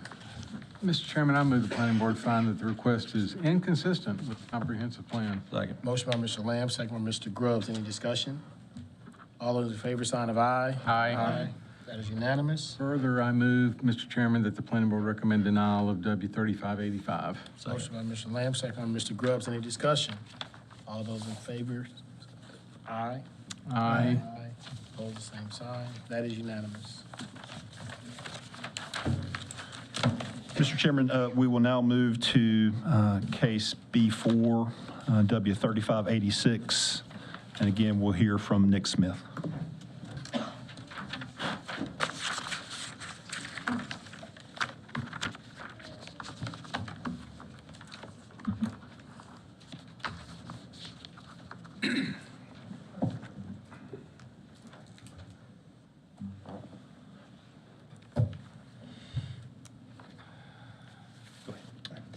Good afternoon, everybody. Hello again. This is for case W 3586. The petitioner is Spendra LLC. This is for a single parcel of 0.29 acres located southwest of the intersection of West Academy Street and Brent Street. The request is for a special use limited rezoning from RS9 to RSQ limited. Property is located in Growth Management Area 2, just to the west of Peters Creek Parkway and along Academy Street. As you can tell from the location map, this property is surrounded to the north and south by residentially zoned properties, RS7 to the north and RS9 to the south. There is some RM5 residential multifamily, 5,000 square foot size lots to the east, but it is separated by a couple houses. In the aerial image, again, it's the Ardmore neighborhood. It's pretty much entirely residential homes of one variety or another. And in the area plan, it also recommends single-family residential for the site. Also like to point out that the area plan does recognize some variations throughout the Ardmore neighborhood from the residential single-family type zoning, just to reflect current conditions of what's already there. So just to clarify that RSQ is a single-family district. It is residential, single-family, quadruplex. So while RSQ does not match precisely with the area plan, requesting RSQ and the proposed uses match well with the surrounding residential uses due to the variation in different locations in the Ardmore neighborhood. Are the oranges other RSQ? The oranges are low-density. Right. Sorry. I'm sorry. So, Mr. Lamb, it's not based on zoning, it's based on density, but that would be things like duplexes, triplexes, quads, so very comparable to RSQ. Yeah. So this site photo is looking west from Brent Street onto the subject property. This is looking southwest from the intersection of West Academy Street and Brent Street. This side of the house is the one that faces West Academy Street. This is a little further down Brent Street, looking northwest at the subject property, showing the part that is opposite from West Academy Street. This is looking south along Brent Street. The subject property is this yard right here. That fence belongs to them. It's their backyard. This is looking west along West Academy Street. The subject property is located to the left. This is that front yard that we were looking at. And this is looking east along West Academy Street. The subject property is to the right. It's this yard right here. Again, this is a limited use rezoning request. These are the 5 uses that the petitioner is requesting. They are residential building duplex, residential building twin home, residential building multifamily, residential building single family, and urban agriculture. One thing I would also like to mention is that RSQ as a zoning district does have a particular detail in it that limits residential multifamily to a maximum of 4 units per building. So a quadruplex would be the maximum allowed under the multifamily residential building zoning designation land use. In summary, the request is consistent with the recommendations of Legacy 2030. While the request is not consistent with the specific land use recommendation of the area plan, RSQ zoning is generally appropriate in areas well served by services and transit. The request would encourage the development of a mixture of appropriate residential densities and housing types in an area close to employment and services, and the request would allow for the development of needed missing middle housing. For these reasons, staff does recommend approval of the rezoning petition. I'm more than happy to answer any questions. I have a question. The house has a lot of doors. Is it currently, or has it been, that we know of, used for multiple residences? According to conversations I've had with the property owner, and again, I don't want to misrepresent what she will talk about in just a second. Originally, the house was 2 bedrooms and 1 bath. This section on this side. The original house. Yeah, the original house was a 2-bedroom, 1 bath over here. I do not know what year this addition was added to the building, but it does contain a 1-bedroom, 1 bath, and a living area addition to the house. Okay, I thought so. I'm sure the property owner will be able to talk a bit more about what exactly might be going on, but in terms of land use, this is what we have. And just a little further clarity on that, and again, I think we'll hear the particulars from the petitioner. An attached mother-in-law suite or anything like that has been permissible through the issuance of a zoning permit as long as you meet some certain size limitations. Prior to us tackling the ADU provisions or anything several years ago. So again, it could have been permitted that way. We didn't do that research, but again, perhaps we'll hear that from the petitioner. Any additional questions for staff? Thank you. Thank you. All right, we will have a public hearing on this case, 3586. We have 2 proponents, Spencer Bowles and Sandra Bowles. If you would approach the podium and state your name and address for the record, please. Spencer Bowles, 1619 Community Road, Lexington, North Carolina. I'm Sandra Bowles, same address, 1619 Community Road, Lexington, North Carolina, 27295. Thank you. Okay. First, I want to thank the board for allowing us to speak to our proposed rezoning request tonight. We are local real estate investors here in the Forsyth County area. We have several properties already established, two of which are already in the Ardmore area. So we're very familiar with the Ardmore area. In fact, I was born at Baptist Hospital, so that's where I started out. I have two daughters that live in Ardmore, so we're very vested in the Ardmore area.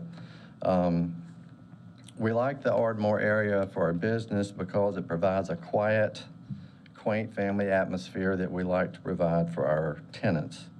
It's centrally located and has the amenities that fit well with our business model, so we like this area for the business model that we're using. We self-manage all of our properties. This is our business. This is what we do for a living. So we're very vested in making sure the properties are properly managed. And what does that mean? Why is that good for the community? Why is it good for the board? Why is it good for Winston-Salem? It's because we're in it for the long term. We're not fly-by-night, fly-by-night outfit. We highly vet our tenants. We do complete background checks. We perform employment verification, and we make sure that before we sign a lease with them, that they can afford the property based on the criteria we use. We have a vested interest in maintaining all of our properties, and we do maintain all of our properties well, and the pictures will denote that. And if you ride by today, I just cut the grass yesterday, so I'm there on site taking care of the property. Another thing I would note, we do not participate in any government-assisted housing programs.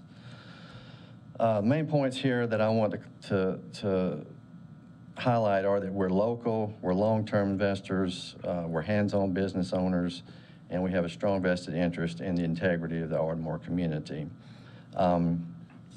As Nick already spoke to, the community is already comprised of many multifamily units that are already there, that are interspersed with the single-family units. It seems to work very well for Ardmore. It doesn't affect the look or the feel or the integrity of the community, or I would say even the property values. I think it works very well there. So we've identified at least 7 multifamily properties, and most of those are on the map, I'm sure, that we looked at, that are in the immediate vicinity of our property. And that's why we feel like our rezoning request is reasonable to the current status of the housing in this neighborhood. I'm going to turn it over now to Sandra, and she's going to speak more specifically to what we're doing with the property. Okay. So, and thank you all for the time today. As you can see from the picture there, the house, that you had a question earlier about, so many doors, and that's a great question. It was our question when we first looked at the property and were interested in purchasing it. What we were told by previous owners, family members, was that the addition was put on in the 90s, and there was I believe the grandmother came to live with the daughter. So there was a bedroom, a bathroom, and a sitting room or office that you can see. If you're looking at the picture, it's on your left side. That entrance there goes into that office, and what you see to the left of that being the bedroom was originally, I believe, a carport.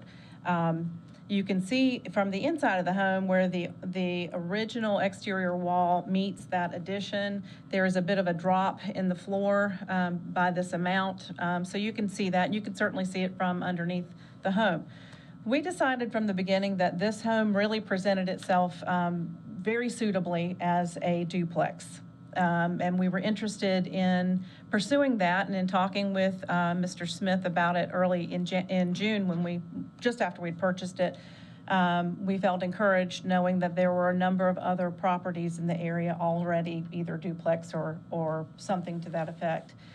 So that, it naturally, it kind of, eliminates that one question as to where do you divide the home. So it's already there. The other thing that we felt was a benefit was that there are 2 driveways there. There was an original driveway for the home when, I guess, it was originally constructed, and the second driveway that's there was poured probably at some point after the addition was done in the 90s. So that, in addition, saves us the trouble of having to pursue that from a zoning standpoint, and obviously from an economic standpoint.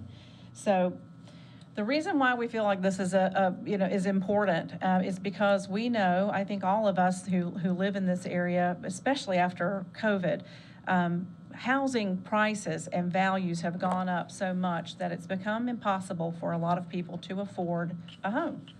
Many people rent because they cannot afford to purchase, or maybe they don't want to purchase. But in either case, rental needs are there just as much as there are for purchase. So we feel like this presents a very, what I was given as a term by the council member, is a gentle density. Gentle increase in density, and it does not disturb the exterior of the home, as you can see there. In one of the pictures that you had flipped over to, there was the immediate construction that was going on of the fence. I've got a picture of it here. I'll just pop it out so you can see the completed fence that we've done. And for the purpose, It's further along. let's find a good picture of it here.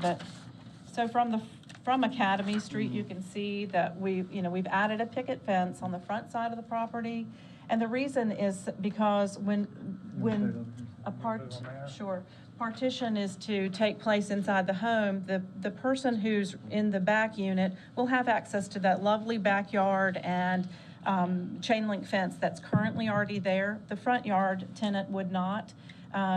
We rent to families with children and pets. So fences are important, and we felt that the fence, this shape of fence would be appropriate for Ardmore. So instead of going with chain link, we went with a nice wooden picket fence. We're invested in the property. We've got additional work we've done inside the home. We very much, as my husband said, we very much are hands-on with our projects and with our properties. This is our livelihood. It's also our retirement. We don't have any other choice. He was a BB&T employee for many years and was part of a massive layoff, and we were fortunate enough to be able to start investing in the local real estate and build ourselves a business out of it, and we would not abandon that, and nor would we allow tenants who don't meet the criteria that are necessary to rent the properties. We did do community outreach in the neighborhood within that 500-foot radius. I knocked on approximately 66 doors. Out of that, probably 35 or 38 people actually answered during the times that I was there over the last few weeks. For the most part, people were either fine with us doing the duplex or indifferent more than anything else. It's your property, do what you like with it. We've had a few people who've opposed it, and I'm sure that they'll give their reasons for it, but I want to assure the board as well as the neighbors in the neighborhood that we will be very good landlords, and our tenants will be highly vetted, and we very much would like to complete the project. Any questions for the Bowles? Thank you. How much time is left? 3 minutes. All right. And I'm sorry, one more thing, Sure. if I could. I was sent an email by one of the residents in the area who actually sent it to both of us this afternoon, and I don't know if you've had a chance to see that, but it came after 4 o'clock, in support of the zoning. And also had a phone call from another neighbor on Sunset Avenue this afternoon, a Miss Zabo at 505 Sunset, who also said she could not make it to the meeting, but she definitely wanted to let us know she was in support. I'm happy to read Miss Tripp's letter if there's nobody else that's going to speak during our time. If it came into our email, we'll include it in what moves on to city council. Okay. Thank you. Thank you very much. All right, thank you. How much time do we have? 2.5. 2.5 minutes. If anyone else would like to speak in support. All right, seeing no one, I would turn to the opposition. I think we have 4 that have signed up to speak. Sally Spring, John McMillian, Julie Harris, and Alex Vorline, not sure of the last name. If you would come to the podium, state your name and address and zip code for the record, please. Hi, my name is Sally Spring, and my address is, I'm getting nervous, is 1501 Berwick Road in Winston-Salem. It's 27103. I don't live in Ardmore proper, but I want to. And I live probably, you could call it Ardless, because it's not really part of the proper Ardmore. Nick Smith has been very kind to answer a lot of my questions, and I think he noted the zoning, rezoning, or the planning board's job is to determine whether a requested rezoning code can adversely affect the character of the neighborhood. There are other serious issues here, increase in traffic, devaluation of properties, et cetera, but my understanding that this is addressed by the city council, not the planning board. One of the main characteristics of Ardmore is its character. The lovely Ardmore neighborhood feels neighborly, the wonderful, unique, historic architecture from the 20s and 40s, the craftsman homes and the sidewalks.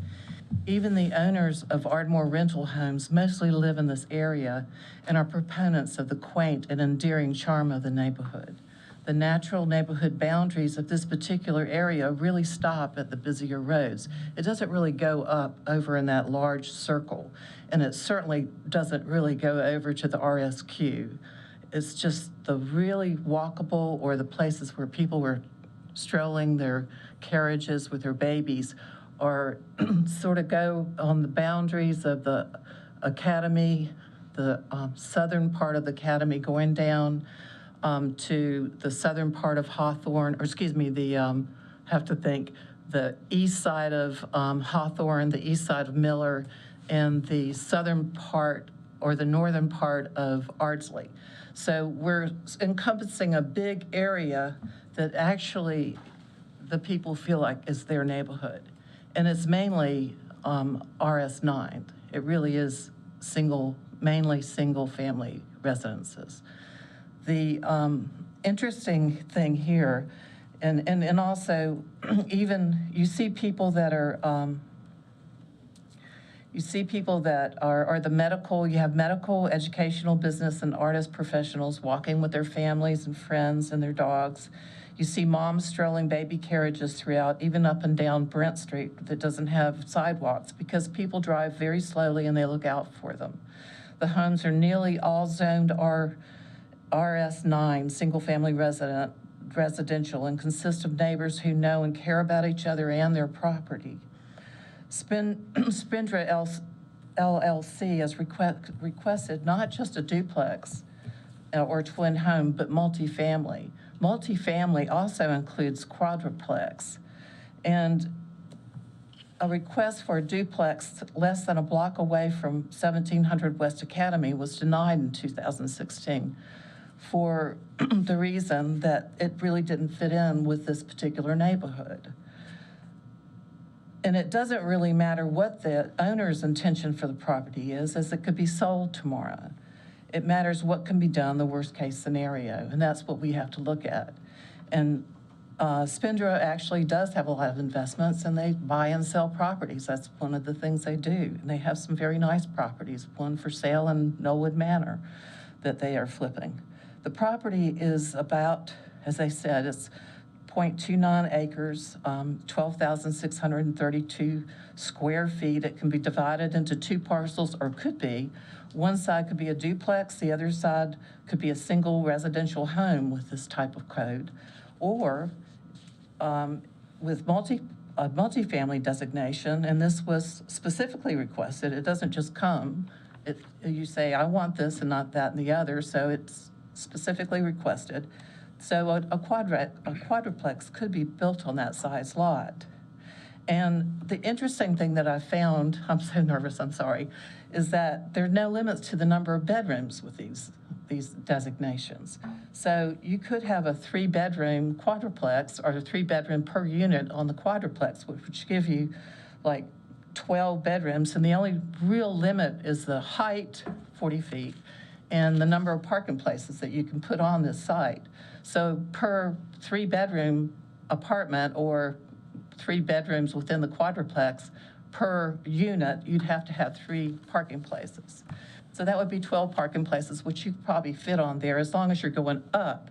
And it can happen right around the corner on Gales. I think it's Artie Sparrow's house, was bought and refurbished, renovated, and they actually made it 2-story out of 1. So yeah, you could go up 2 stories, and I guess 40 feet goes 3.5 feet, 3.5 stories possibly. So that's a possibility. And then the very worst case scenario is that right next to this property are 2 other properties with about the same amount of property or square footage. So we all know that the domino effect exists, and it's easy once you get a rezone to a RSQL multifamily to do that with the other properties around it. And then you can join these. You can put these properties together, and if you end up with a large complex, you can actually have all this going out, or it would have to go. I think when I was talking to Nick, if you ended up joining all these, and if it got rezoned, and you have to think about not the Splenda doing it, or Spenda, I keep saying Splenda, not the artificial sweetener, sorry, doing it, but if it's sold. So it's not really you, it could be the next person that comes along, and that's quite possible. And so there are concerns. There are concerns that it could get out of hand, and that you'd have a lot of people driving in and out of a drive that would go in and out of Brent Street. I think that when I talked to Nick, that if that actually happened, a complex of that size, it really couldn't go out to the academy. So we feel like, or I've been talking with people that it really would disrupt the characteristic of the neighborhood, the possibilities of that. Right now you have people enjoying the walk with their baby carriages really going up and down Brent Street. And then if you have a lot of people exiting out of a complex or out of the quadruplex, which is what they've enlisted on here as a possibility, then 3 bedrooms, 2 persons per bedroom is 24 people, 12 cars. I mean, it could be congested, and you have to look at the possibility, not necessarily what somebody wants to do right now. Thank you for listening to me. I appreciate it. Thank you. How much time do we have left? 4.5 minutes. 4.5 minutes left. If you'll state your name and address and zip code. My name is John McMillan, 1608 West Academy Street, 27103. I'm a 30-year resident of the historic Ardmore District, and I'm here to represent a number of my neighbors in opposition of the rezoning petition. The request to change the lot from its current RS9 zoning to RSQ limited zoning, which allows for duplexes, twin homes, and multi-family residences is what we're looking at. Our concerns are as follows. The lot in question is an RS9 zone, which only allows for single-family residences. While the lot is adjacent to another zone, that one is RS7, also for single families. To approve this zoning change would create an outlier within this section of the neighborhood. It would set a precedent which likely will lead to similar zoning changes in the future. I would like to point out that there are multiple zones in the Ardmore neighborhood. There is no need to rezone in order to purchase and rent out a duplex in Ardmore. There are currently RM5 and RSQ zones in different areas, each of which allow for duplexes. But to allow this change for the property in question within the RS9 zone would fundamentally change the integrity and character of our section of the Ardmore Historic District. To reiterate what Sally said, Spendra LLC has included multifamily residences in their petition. We have to assume that the language in the petition would allow for a current or future owner of the property to build new construction on the lot in order to increase the number of available units. This would lead to not only an increase in people, but an increase in cars and potential parking challenges on Brent Street. This is a community where people walk daily with their dogs and their children. Adding multifamily units would be at the expense of the character of this neighborhood. Trash and recycling carts would increase on a block that already has many cars that park street side rather than in driveways. The house sits at the corner of Academy and Brent Streets. Academy Street is a very busy thoroughfare in Ardmore, regularly used by Fire Engine 6 and ambulances on the way to Baptist Hospital. The potential increase in traffic as a result of adding residential units will add stress to traffic that already can be heavy, especially around shift changes at the hospital. And finally, this rezoning proposal goes against the City County Planning Board Southwest Area Plan of 2016. On page 19 of that document, it states, single-family residential development is recommended for existing individual lots and small tracts of land in existing single-family neighborhoods. I'm asking on behalf of dozens of concerned neighbors that this board consider these important points and decline the proposed rezoning of 1700 West Academy Street. We have a neighborhood petition, which we will turn into the City Council with at least 50 names on it at this point. And I'd like to ask those in the room who have come to oppose the rezoning to please give a show of hands. Thank you very much. 1 minute, 20 seconds. 1 minute and 20 seconds left.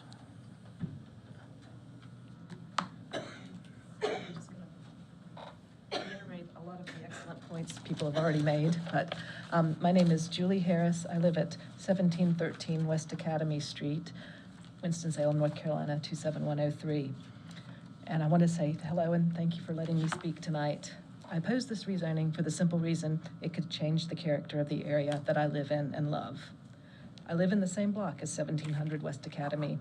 I could natter on for a long time about all the great things in this area, but I'll just say that one of my favorite things is to sit on the front porch and hear the next door kids playing in their yard, see the big German shepherds looking out the front door of the house right across the street, watch all the people walking by, and as we all just enjoy the neighborhood feeling.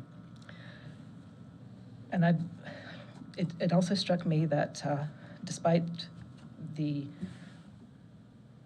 assurances that they just intend to make a duplex out of the place, they specifically requested multifamily zoning, which means up to a quadruplex. And my larger concern is it's not just one house that becomes a duplex or a quadruplex, but that it sets a precedent for rezoning more properties nearby. And this is not just my fear. The planning staff report says explicitly, although framed as a positive, the request would encourage the development of a mixture of appropriate residential densities and housing types.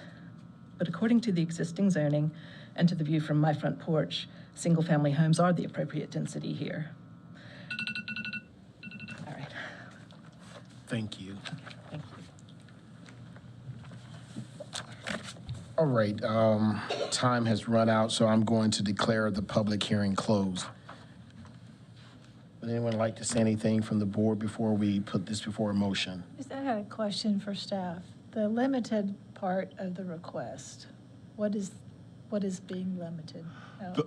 They're limiting it to the specific uses that have been requested. So it's residential buildings, single family, duplex, twin home, multifamily, but RSQ in and of itself limits you to no more than 4 attached, and to use urban ag. So those are the 5 uses that they are requesting. So that is the limitation on their use. I will say that, we heard a lot of testimony from the petitioner about the duplex, their intent, those kind of things. I do just want to caution the board, and it's not, they did not say anything that is not correct. That very well could be their intent, but under this limited use rezoning, you've got to consider the full range of uses that they are requesting, and they are requesting the use residential building multifamily in RSQ, which based on the acreage, the size of the lot and the RSQ provisions, they could have a quadruplex. So again, if it's their intent to limit it to not have a quadruplex, to provide assurances of that to the neighborhood, they would have to remove the used residential building multifamily. They could keep single family, twin home, duplex, and urban ag, and that would guarantee, based on what they have currently, that they could never have more than, it does have enough room on the lot to subdivide it, to have a standalone single-family house on another lot, and a duplex on the existing structure, or again, if they tore everything down, they could have two houses, whatever. But they're asking for RSQ, they have used multifamily, so at this point, you have to assume that they have the ability to do a quadruplex. Every house, I'm sorry. No, go ahead. Every house, accessory dwelling, every house would be eligible for an accessory dwelling in this neighborhood. A single-family home was, but it's limited to single-family zoning. RSQ is single-family, so theoretically, yes, they could have an accessory dwelling as well. I mean, I have to look at a little bit of nuance on that. I don't think the duplex lot would be able to do that because the use is not. It's in single-family zoning, but the use isn't single-family. I don't think they could have an accessory dwelling on the duplex if that's what gets approved. Right. On the possible future single-family home lot, yes, they could have an accessory dwelling as well. So, are you finished? I'm finished for now. So under the proposed zoning, they could theoretically build a quadruplex that is bungalow, arts and crafts style, looks very similar to a large house in the neighborhood. Under the current zoning, they could subdivide the lot, build two single-family homes that look like Frank Lloyd Wright designed them, and there's no prohibition on that?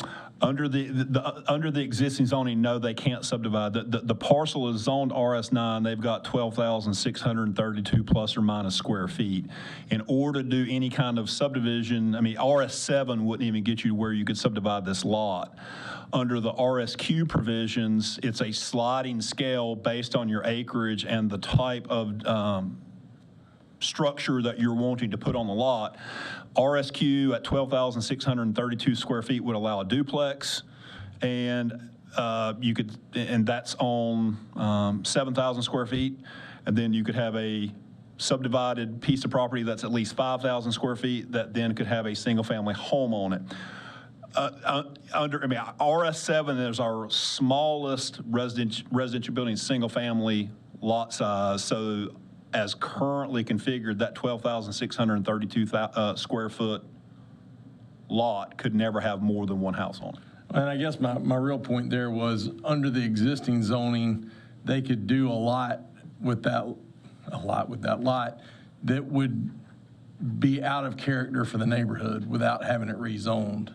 They could also do something very much in character of the neighborhood in the proposed new zoning. And I'm not aware of anything that prohibits people that have baby carriages and German Shepherds and kids and artists from living in quadruplexes.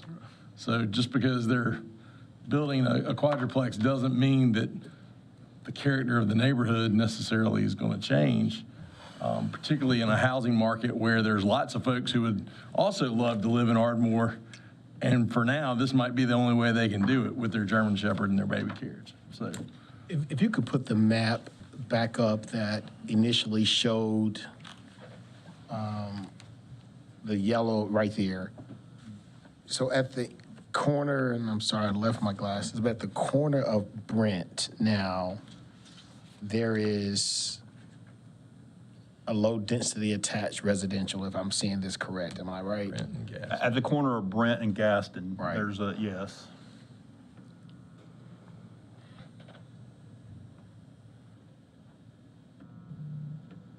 Yeah, that helped me. There we go. Thank you. I feel young again. All right. Sorry about that. And you fooled me. Thank you. Okay, I see it now. Are any of these in the same, the RSO-L or all of these, so this is everything, correct? Again, just alluding. What is what? Yeah, just alluding back to what Kirk mentioned early on with an earlier question, this, under a existing and proposed land use kind of scenario, it doesn't get into zoning, it gets into density and or product. So basically what that orange reflects there at the corner of Brent and Gaston is the fact that there is an existing low density attached residential unit there. So in other words, that means it's a duplex, a triplex. It doesn't get into what it's zoned. Understood. Thank you. More than likely, given these lot sizes, I mean, again, if it were compliant with zoning, it would more than likely be RSQ. It could be considered a legally non-conforming use, but it's, you know, recognized as an attached product on the land use plan. The one thing I've always admired about the Ardmore area is the culture of the neighborhood itself. Even when Ronald McDonald came in and the implosion of the hospital, Ardmore somehow still remains to retain the character. And I think the testimony that we've heard today regarding the Bulls, they have other properties. They're not known to be anything but good properties. I've heard testimony there that I'm sure there's been research done on the type of properties that they have. So again, I admire Ardmore for what they've done, but I don't see anything that, you know, based upon what I'm seeing here, that would make me think that even if they did acquire, that it would be anything other than what their other properties maintain currently. So I have a question. I've already closed the public hearing. Okay. I'm sorry. Thank you. Would anyone else like to make a comment? I just wanted to say, so I was looking at the staff report, and in the zoning district purpose statement, the RSQ district is primarily intended to accommodate predominantly single-family areas containing a mixture of single-family detached dwellings, duplexes, triplexes, and quadruplexes in urban neighborhoods, and in areas with adequate infrastructure to support more intense development. So, with the intent of the proposed district, it is in keeping with what the reality of Ardmore is. The perception of character is up to everybody to determine what character means. But the existing character of this urban neighborhood, houses, duplexes, triplexes, and we live in a day where it already has been said, people cannot find housing. Housing is hard. Housing is expensive if you're buying or renting. Also, I just want to say that, and I'm not saying anyone said it here, but someone renting a house or owning a house does not have to be two different people. Someone renting or owning or a multifamily or multi-unit home does not have to be particularly a negative thing. And just as the chairman said, say with Ronald McDonald House, nobody even know that it's not a house. And so in this neighborhood, you already have the precedence of design, of character, in keeping with what Ardmore is.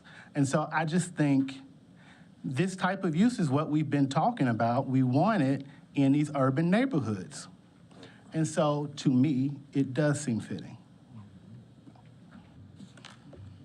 Would anyone else like to make a comment? I'll just piggyback off what Mr. Farabee shared. As a former resident of Gales Avenue and then West Salem, I'm very familiar with this pocket of our community and this particular thoroughfare. And I think the character of this area has evolved and is evolving. So I agree with those comments. I think that this would be an appropriate fit and provide a diversity for new residents to be able to participate and enjoy the benefits of this wonderful location. You know, I also think, and I'll leave this alone, I think Mr. Farabee touched on something that we as a planning board deal with regularly, is what affordable housing is. And what does it mean to have affordable housing? You would be surprised what the income per capita is for affordable housing. It's your nurses sometimes, it's your firemen, it's your police officers. So I think we have to change the image of what we think housing is and who rents and who buys. And That's a long lesson that we have to learn.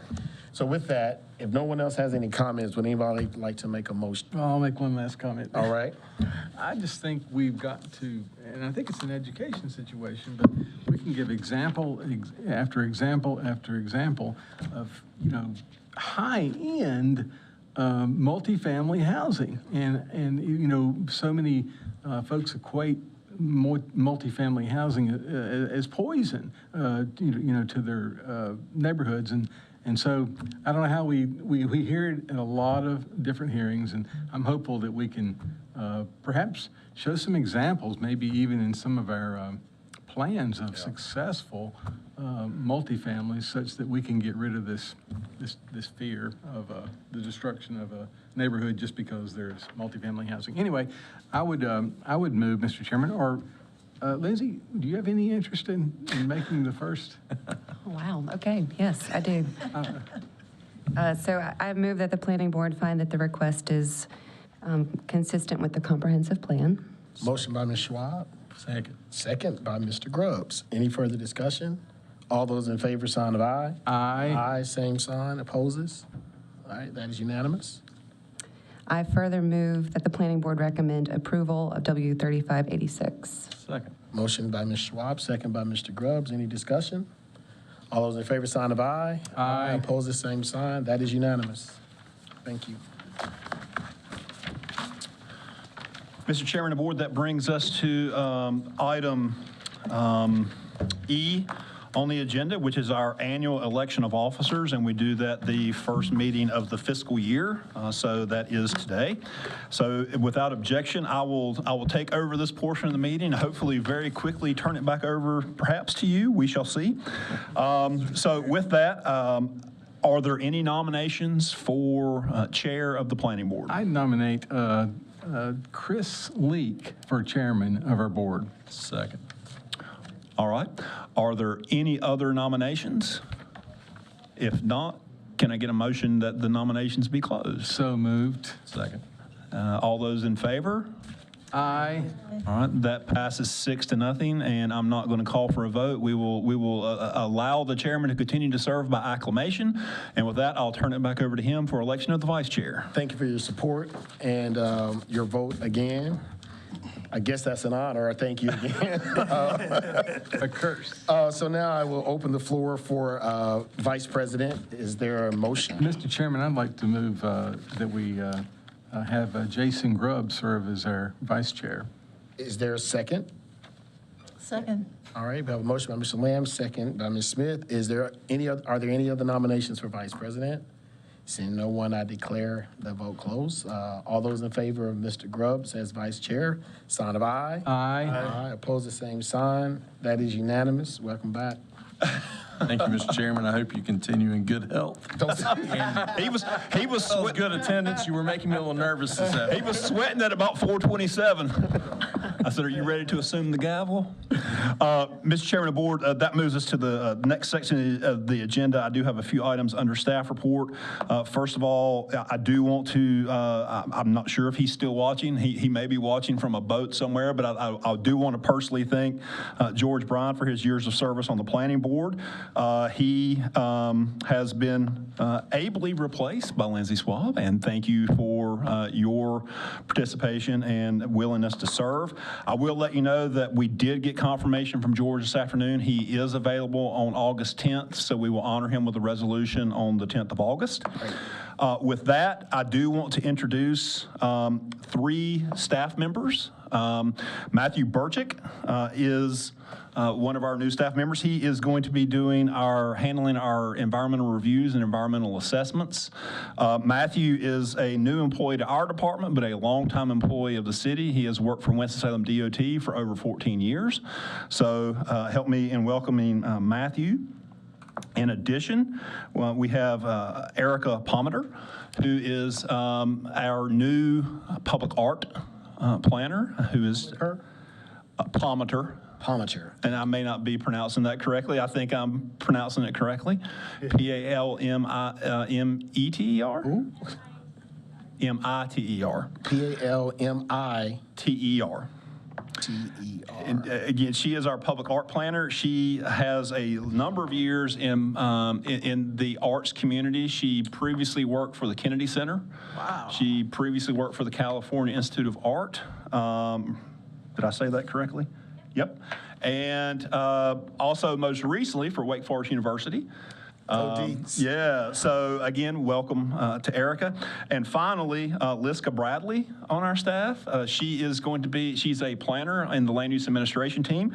She, again, is new to this side of the house, but she has been a six-plus year employee of the city and our department in the permit office. And so you'll be seeing more of her. She is a planner, and she will be taking over some cases and some other things. So she will be presenting to you. And so that's what I have as far as welcoming staff.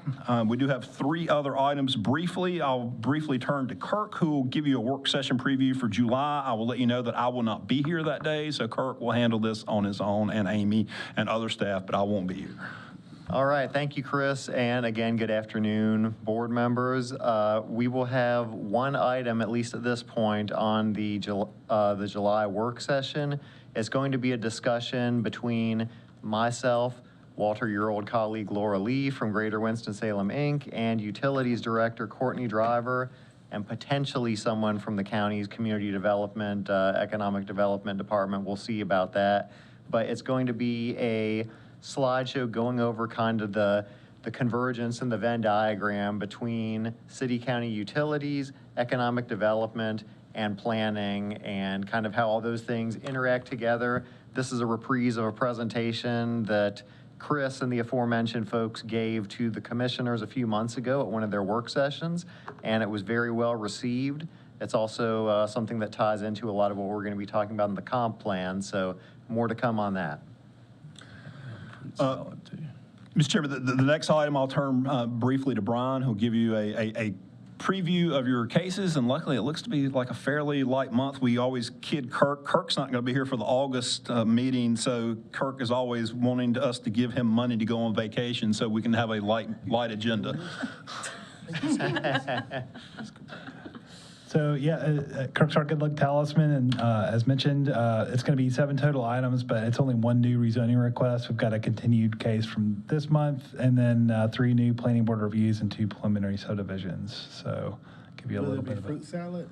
Yeah, that's what I was wondering. Yeah, right. That's been everyone's reaction with this slide. I want to eat fruit salad on that new Honda Jet. Chris is going to be flying on the Honda Jet. That's what he's not gonna do. I hope not. And Mr. Chairman, board, finally, I do want to bring to your attention and kind of, I did discuss this briefly with the chairman. We have, if you look today, we have 6 of our 9 members here. We have a hard time getting all 9 members present at one point to do a group photo. And it's such a problem that currently Ms. Dunnigan, who was our former vice chair, who has been off the board now 11 months, is still on our website as being on the planning board because that's the last group photo we have that had all 9 members. Well, now that George has transitioned off, now we have 2 new members that are in the group photo. So what we're thinking about doing is doing something similar to what we've done for our staff photos, which is taking an individual photo that then we can, basically have on our website as being a planning board member. And when folks transition on, transition off, we can remove and add. We still want to continue to try to have group photos because I do think it's important. I think it kind of shows the cohesiveness of our group. But again, as problematic as they have been to get, I would prefer that we do something that where at least we can have the planning board folks who are on the planning board on our website. So if that's agreeable to everyone, we might try to start getting those at work session at the next zoning meeting in August. But again, I did want to throw that out for consideration. All right, that's fine. And that's all I had. Well, since you have already kind of talked about 6 out of 9, if you could discuss the other matter in 2 minutes or less, I would appreciate that. Yes, and I had actually X'd it off because I thought we were probably already too late. We're already over time. Yeah, so. I do want to, Mo had asked to look into the remote meeting policy and whether or not, again, because she is out of town on business a lot, whether or not we could revisit that and come up with a policy. discussed it with the city attorney's office and the county attorney's office, and the way the existing regulations or the existing interlocal agreement between the city and county is written, since we are a city-county agency, it has to be approved by both entities. The existing agreement does not allow for remote participation in city-county meetings, and as a result, we'd have to revisit the interlocal agreement. That's a fairly heavy lift. The county has some reservations in allowing widespread participation remotely. So with that, in my discussions with the chair, we felt like it was best at this point just to leave it alone and not pursue that any further. Yeah, absolutely. Okay, thank you. Matthew, Erica, and Lizka. Welcome aboard. And before we dismiss, I would like to get Lindsay to tell the community a little bit about yourself, please. Sure. So Lindsay Schwab. I am a resident of Sherwood Forest currently. My husband and I have one child, Arlo. He just turned 5 years old. I am the Director of Community Relations at the Innovation Quarter. I have been with the Innovation Quarter since 2012. So have had a bit of experience in that role and have had the recent joy of some environmental review. So have learned a lot in that role through my many years of service. But I'm so excited to be amongst you all. I've had such a warm welcome and look forward to serving the community in this new capacity. Great. Lindsay, thank you so very much for joining. And with that, I think we are good. We're ready for our motion to adjourn. Second. All right, so moved. Everyone have a good evening. Thank you all very much.